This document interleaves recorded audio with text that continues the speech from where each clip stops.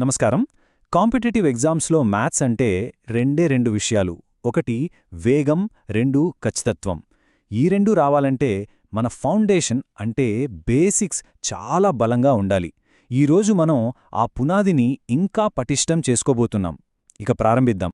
సరే, ఈరోజు మన ప్రయాణం ఎలా ఉండబోతుందో చూద్దాం. ముందుగా అసలు సంఖ్యలు ఎలా ఏర్పడతాయో చూసి, ఆ తర్వాత కూడిక, తీసివేత, గుణకారం, భాగాహారం ఇలా ఒక్కో మెట్టు ఎక్కుతూ ఇవన్నీ మన పరీక్షలకు ఎలా ఉపయోగపడతాయో తెలుసుకుందాం. మొదటగా గణితానికి పునాదుగు. ఇప్పుడు మనం మొదటి అతి ముఖ్యమైన బిల్డింగ్ బ్లాక్ సంఖ్యల నిర్మాణం. ఉదాహరణకి 236 అనే నంబర్ని చూద్దాం. అది కేవలం 2, 3, 6 అనే అంకెలు కాదు. దాని వెనుక ఒక నిర్మాణం ఉంది. అంటే 200, 3 10లు, 6 1లున్నాయి. ఇక్కడ కనిపిస్తున్న ఈ బేస్ 10 బ్లాక్స్ మనకి అదే విషయాన్ని చాలా స్పష్టంగా చూపిస్తున్నాయి. ఈ అవగాహన పెద్ద లెక్కలు చేసేటప్పుడు మనకు చాలా అవసరం. ఇక్కడే మనకు స్థాన విలువ లేదా ప్లేస్ వాల్యూ అనే ఒక కీలకమైన కాన్సెప్ట్ వస్తుంది. అంటే ఒక అంకె ఏ స్థానంలో ఉంది అన్న దాన్ని బట్టి దాని విలువ పూర్తిగా మారిపోతుంది. ఇది మొత్తం అంకగణితానికి ఆయువు పట్టులాంటిది. ఈ ఒక్క రూల్ సరిగ్గా అర్థమైతే చాలు, ఎంత కష్టమైన లెక్కలైనా సింపుల్ అయిపోతాయి. ఈ టేబుల్ చూడండి. 238 అనే సంఖ్యను విడదీశాం. ఇక్కడున్న 2 విలువ 2 కాదు, దాని అసలు విలువ 200. అలాగే 3 విలువ 3 కాదు, 30. ఇలా సంఖ్యలను వాటి స్థాన విలువలతో కలిపి చూడటం అలవాటు చేసుకుంటే మైండ్లోనే క్యాలిక్యులేషన్స్ చేయడం చాలా వేగవంతమవుతుంది. సరే, మన తరువాతి సెక్షన్ కలపడం మరియు తీసివేయడం. ఇప్పుడు కూడికకు సంబంధించిన ఒక సింపుల్ ప్రాబ్లం చూద్దాం. ఇక్కడ నంబర్లు చిన్నవే కావచ్చు, కానీ మనం ఫాలో అయ్యే పద్ధతి ఎంత పెద్ద నంబర్లకైనా ఒకేలా పనిచేస్తుంది. సో పద్ధతి మీద కాన్సంట్రేట్ చేద్దాం. ఎగ్జామ్ టెన్షన్లో తప్పులు చేయకుండా ఉండాలంటే ఈ సిస్టమాటిక్ పద్ధతి చాలా ముఖ్యం. ఎప్పుడూ కుడివైపు నుంచి మొదలుపెట్టాలి. అంటే 1లు, తర్వాత 10లు, ఆ తర్వాత 100లు. ఈ ఆర్డర్ ఫాలో అయితే ఎంత పెద్ద కూడికైనా సరే సమాధానం పక్కాగా వస్తుంది. సరే, ఇప్పుడు కూడికకు రివర్స్ ప్రాసెస్ అంటే తీసివేత. ఒక గ్రూప్లో నుంచి కొన్ని తీసేస్తే ఏ పద్ధతి వాడాలి చూద్దాం. తీసివేతలో చాలామంది ఇబ్బంది పడేది ఈ దశకం అప్పు తీసుకోవటం దగ్గరే.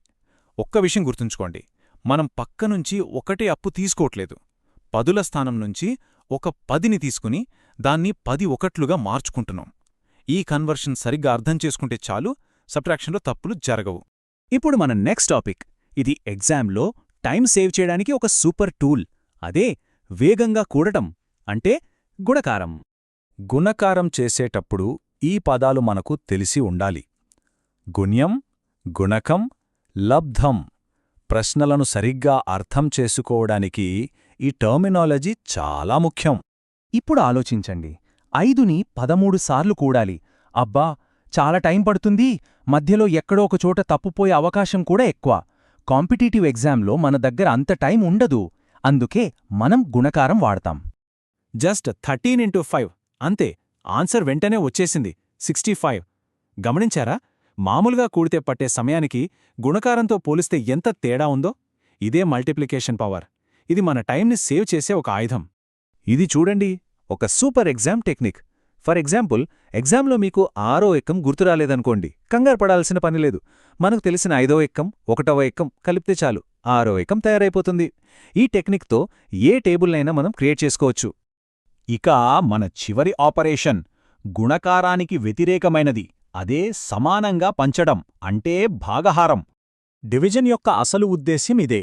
ఒక మొత్తాన్ని కొన్ని సమాన భాగాలుగా ఎలా పంచాలి. ఈ లెక్కలో 18 వస్తువులున్నాయి. వాటిని ముగ్గురికి సమానంగా పంచాలి. ఈ రిలేషన్షిప్ని గుర్తుపెట్టుకోవడం చాలా చాలా ముఖ్యం. గుణకారమంటే మళ్లీ మళ్లీ కూడటం, అలాగే భాగాహారమంటే మళ్లీ మళ్లీ తీసివేయడం. ఇవి రెండూ ఒకదానికొకటి ఇన్వర్స్ ఆపరేషన్స్. ఈ విషయం తెలిసితే కొన్ని సమస్యలను మనం 2 విధాలుగా సాల్వ్ చేయొచ్చు. సరే, ఇప్పటివరకు మనం అన్ని బిల్డింగ్ బ్లాక్స్ని చూశాం. ఇప్పుడు వీటన్నిటినీ కలిపి మన పరీక్షలకు ఎలా బలమైన పునాది వేసుకోవాలో చూద్దాం.